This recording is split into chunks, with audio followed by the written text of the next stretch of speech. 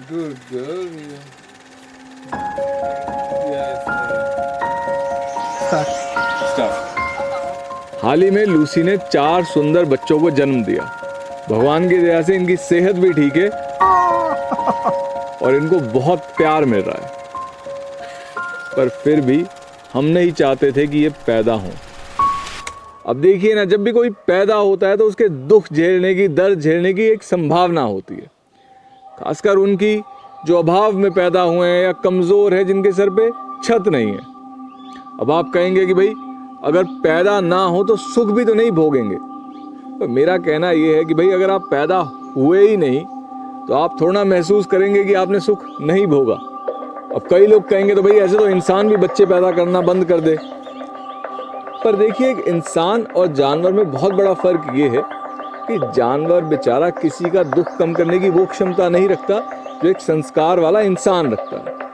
और अगर हम दुख कम करने की बात करते हैं, खासकर वो भी जानवरों का दुख, तो ले देखे 3 ही तरीके हैं ना कि भाई जीवन में कुछ ऐसा ना करो जिससे किसी को दर्द हो, दूसरा ये कि भाई अगर कोई दर्द में है तो उसकी मदद कर दो, और तीसरा ये कि अगर आप स्टरलाइजेशन कर दें, अगर वो पैदा ही नहीं होते तो उन्हें दर्द होगा भी नहीं।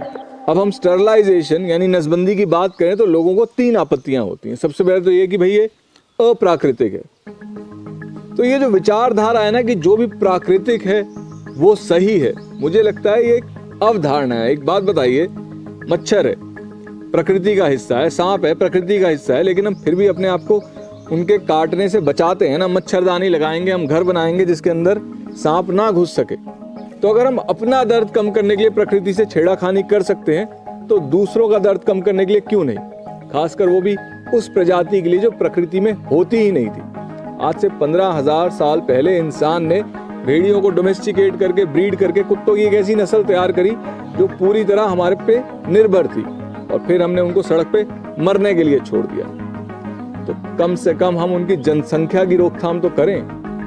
फिर अक्सर लोगों की दूसरी आपत्ति ये होती है कि भाई इसका अधिकार हमें किसने दिया। देखिए, या तो हमें अधिकार कानून हमारी जिम्मेदारियों के बदले देता है, और अगर हम भारत के संविधान की बात करें तो जानवरों की मदद करना, जिसमें स्टरलाइजेशन भी आती है, ना सिर्फ कानूनी तौर पे उचित है बल्कि हमारी जिम्मेदारी भी है। फिर दूसरे वो अधिकार होते हैं जिनके साथ हम पैदा होते हैं कि भाई हम चैन से जी सके, ये अधिकार हमें भगवान ने दिया है। तो मुझे एक बात बताइए, जब लोग अंडा खाते हैं या दूध पीते हैं, मांस खाते हैं, मछली खाते हैं, तब इन अधिकारों की अवहेलना क्यों होती है? और ये बात तभी ही क्यों ध्यान आती है जब हम जानवरों की मदद करने जा रहे हैं।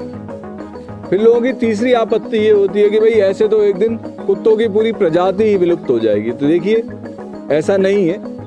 भारत में अधिकांश कुत्ते जब पैदा होते हैं तो चंद महीनों में ही वो या तो क्रूरता से, ठंड से, भूख से, बीमारी से मर जाते हैं। तो स्टरलाइजेशन से हम किसी की जान नहीं ले रहे, सिर्फ उसको पैदा होने से रोक के उसको एक दर्दनाक मौत से बचा रहे हैं। देखिए, ये सब तो कहने की बात है। असल बात यह है कि हम में से हर कोई पैदा होने, जीने और जन्म देने की एक ऐसी श्रृंखला का हिस्सा है जो लाखों करोड़ों सालों से बिना टूटे चली आ रही है। इसीलिए जब हम जन्म के रोकथाम की बात करते हैं तो हमें ये बात थोड़ी अटपटी सी लगती है, पर हमें सिर्फ जीवन ही नहीं, जीवन के स्तर का भी तो सोचना चाहिए।